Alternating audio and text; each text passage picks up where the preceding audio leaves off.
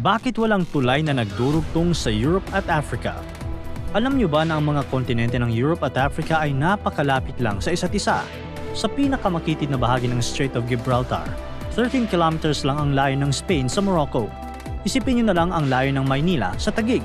Halos ganun din ang layo. Parang ang dali lang i-connect, di ba? Mas madaling makabiyahe, mas mapapadali ang kalakalan, at mas uusbong ang tourism. Pero bakit kaya hanggang ngayon, walang tulay o tunnel na nagdurugtong sa dalawang kontinenteng ito na halos magkadikit na, pero hiwalay pa rin hanggang ngayon? Tara, pag-usapan natin yan. Matagal nang pinag-uusapan ng pagkakaroon ng koneksyon sa pagitan ng Europe at Africa sa Strait of Gibraltar. Nagsimula ang mga pag-aaral dito noong 1930s, kung saan inisyatibo ng Spain na suriin ang posibilidad ng underwater tunnel. Noong June 16, 1979, opisyal na sinimula ng proyekto ng magkaroon ng pagpupulong sina King Juan Carlos I ng Spain at King Hassan II ng Morocco. Ilang buwan pagkatapos ng pag-uusap na ito, nagtatag ang dalawang bansa ng public companies para magsagawa ng mga pag-aaral sa economic feasibility ng proyekto. Maraming haka-haka kung bakit hindi natutuloy ang proyektong ito.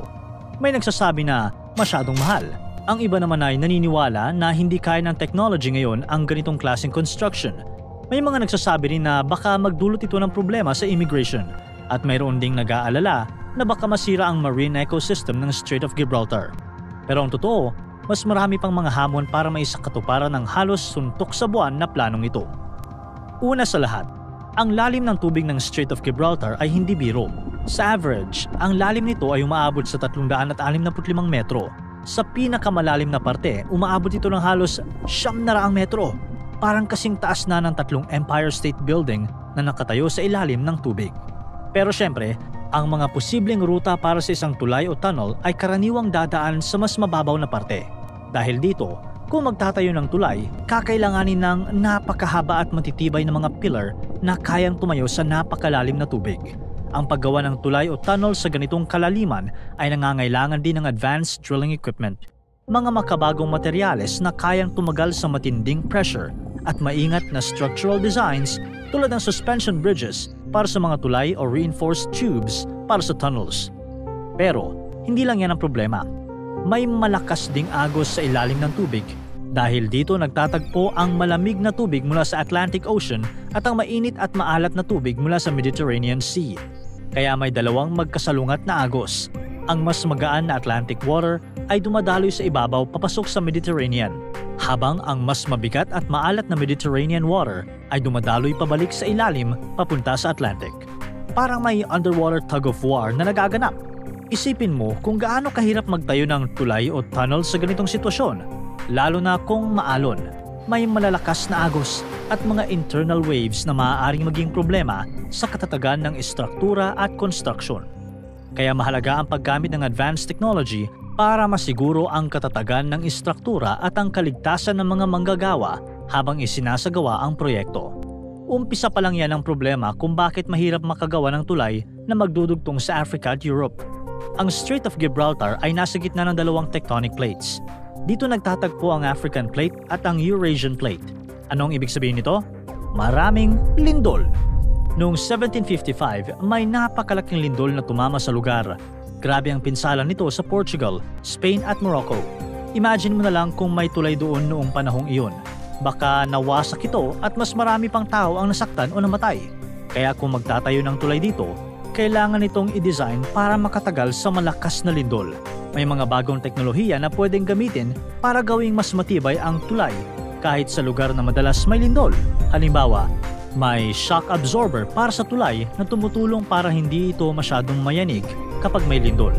May mga bagong disenyo rin ng mga poste ng tulay na kayang gumalaw ng kaunti nang hindi nasisira. Alam mo ba na ang Strait of Gibraltar ay isa sa mga pinakamataong daanan ng mga barko sa buong mundo? Halos 100,000 barko ang dumadaan dito taon-taon o 300 barko araw-araw. Kung magtatayo ng tulay dito, kailangan itong maging napakataas para makalusot ang malalaking barko sa ilalim. Kailangan din itong maging matibay para makatagal sa malakas na hangin at alon. May mga special na paraan ng mga engineer para maprotektahan ang tulay, tulad ng paggawa ng mga dolphin o artificial island sa paligid ng mga poste ng tulay na nagsisilbing proteksyon laban sa posibleng banggaan ng mga barko. Hindi lang pisikal na hamon ang kinakaharap ng proyektong ito. May mga politikal at financial na problema din. Una, kailangan magkasundo ang Spain at Morocco. May mga hindi na pagkasunduan noon ng dalawang bansang ito, tulad ng usapin sa Western Sahara. Noong 2022, nagkaroon ng malaking pagbabago nang suportahan ng Spain ang plano ng Morocco para sa autonomy ng Western Sahara. Nakabuti ito sa relasyon ng dalawang bansa. Pangalawa, napakagastos ng proyektong ito. Ang pinakabagong tansya para sa tunnel ay nasa 6 billion euros o halos 370 billion pesos. Malaking hamon ng paghahanap ng pondo para dito. Kasalukuyang pinag-aaralan ng Spain at Morocco ang financial feasibility ng proyekto at maaaring humingi sila ng tulong sa European Union. Posibleng solusyon ay ang international cooperation at public-private partnerships. Halimbawa, pinaplano nilang matapos ang proyekto bago ang 2030 World Cup na gaganapin sa Spain, Portugal at Morocco. Ang ganitong malaking event ay maaaring magbigay ng motivation at pondo para sa proyekto. Gayunpaman, kailangan pa rin ng masinsinang pag-aaral at negosasyon para matugunan ang mga political at financial challenges. Isa pang mahalagang issue ay ang epekto sa marine ecosystem. Ang Strait of Gibraltar ay tahanan ng iba't ibang marine species at mahalagang bahagi ng global oceanic currents. Ang ganitong proyekto ay maaaring magdulot ng pagkasira ng kanilang tirahan. Upang maiwasan ito, maaaring gumamit ng eco-friendly construction methods at magtalaga ng marine conservation zones upang mabawasan ang impact sa environment. Dahil sa lahat ng problemang ito, marami ang masinsinang pinag-aaralan ng ibang paraan para makonekta ang Europe at Africa. Isa sa mga pinag-uusapan ay ang paggawa ng tunnel sa ilalim ng dagat, katulad ng Channel Tunnel na nagdurugtong sa UK at France. Ngunit, ang paggawa ng tunnel sa ilalim ng Strait of Gibraltar ay challenging din. Kailangan itong gawin sa malalim na parte ng dagat. Ang pinakamalalim na punto ng proposed tunnel ay 475 meters below sea level. May problema rin ng lindol dahil sa presence ng Azores-Gibraltar Transform Fault. At syempre, napakagastos din ito na maaaring abutin ng 8 billion euros o halos 490 billion pesos. Pero kahit ganoon, marami pa ring umaasa na balang araw ay magkakaroon ng koneksyon ng Europe at Africa. Noong February 2023, nagkaroon ng high-level meeting ang Spain at Morocco. Pinag-usapan nila ang posibilidad na gumawa ng underwater railway tunnel. Ang proposed tunnel ay magkakaroon ng 28 kilometers na underwater portion at inaasahang makakapagdala ito ng 12.8 million passengers taon-taon. Noong June 2023, nag-announce ang Spanish government ng 2.3 million euros funding package para sa Joint Spanish-Moroccan Design and Planning Committee para sa tunnel. Siguro nagtataka ka, bakit ba sobrang importante na magkaroon ng koneksyon ang Europe at Africa? Pwede namang gamitin na lang ang mga barko. Maraming dahilan. Una, isipin mo na lang kung gaano kadali ang travel kung may tulay o tunnel. Pwede nang mag-drive o sumakay ng tren mula Spain papuntang Morocco. Ang biyahe na dati ay naabot ng ilang oras sa barko ay maaaring maging 30 minutes na lang. Pangalawa, malaking tulong ito sa ekonomiya ng dalawang kontinente. Mas madaling makakapag-trade ang mga bansa, mas maraming turista ang pwedeng bumisita, at mas maraming trabaho ang mabubuksan para sa mga tao. Pangatlo, simbolo ito ng pagkakaisa ng dalawang kontinente. Isipin mo na lang, dalawang kontinente na dati hiwalay, ngayon ay magkarugtong na. Ito ay magpapakita ng international cooperation at pagkakaisa sa pagitan ng Europe at Africa. Alam mo ba na matagal ng pangarap ng mga tao ang pagkonekta sa Europe at Africa? Noon pa ang 19th century, may mga nag-iisip na kung paano ito magagawa. Noong 1869, may isang French engineer na si Laurent de Villademille ang nag-propose ng tunnel sa ilalim ng Strait of Gibraltar. Pero syempre, dahil sa limitasyon ng teknolohiya noon, hindi ito natuloy. Sa mga sumunod na dekada, marami pang iba't ibang plano ang nagsulputan. May mga nag-propose ng floating bridge, may mga nag-suggest ng underwater tunnel, at may mga nag-imagine pa ng isang series ng artificial islands. Sa ngayon, wala pa ring tulay o tunnel na nagdurugtong sa Europe at Africa.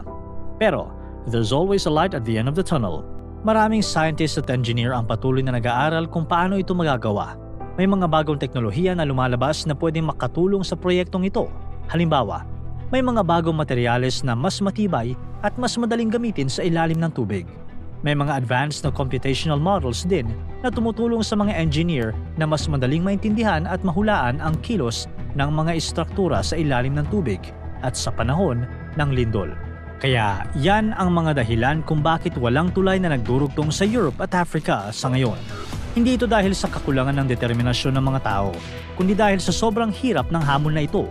Pero sa bawat henerasyon, may mga bagong ideya at teknolohiya na lumalabas. Baka sa susunod na mga taon, makita natin ang unang tulay o tunnel na magdurugtong sa dalawang kontinenteng ito. Isipin mo, kung bibisita ka sa Morocco, madali ka na lang makakapunta sa Spain, pwedeng sa tunnel o sa tulay ng Strait of Gibraltar. Ang galing ng mundo ng engineering. Kapag natapos ang proyektong ito, hindi lang dalawang kontinente ang magkakadugtong. Ito ay magiging simbolo ng walang hangganang kakayahan ng tao na gawing realidad ang mga dating imposible. Para tuloy-tuloy ang saya at kwentuhan, huwag kalimutan mag-subscribe sa Bubbly YouTube channel at pindutin ang notification bell.